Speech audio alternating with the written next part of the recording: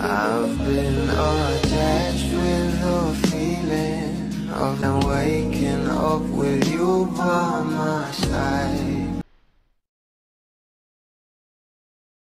Alam naman natin na ito ngang ating couple ay nasa solo era nga ngayon dahil na nga rin sa kanilang mga solo projects na talaga namang pinatunayan nga rin nila na kahit solo nga sila ay talagang suportahan pa rin ang dalawa sa bawat isa.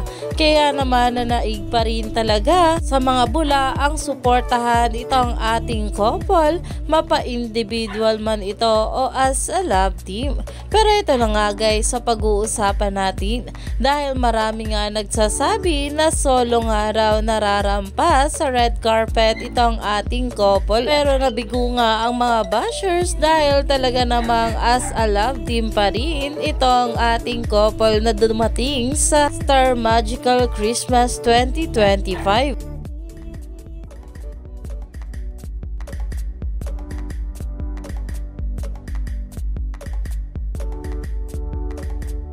Kaya naman umani nga agad ito ng maraming komento na ayon pa nga rito, some people said solo red carpet dapat sila, both kasi solo era nila. But here's come Don Bell, walk at the red carpet together.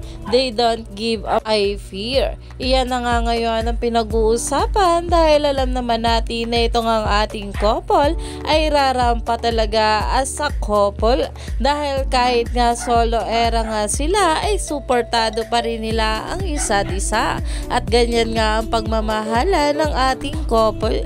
Kaya naman stay tuned lang tayo for more update kila Donnie at Belle sa mga susunod pa na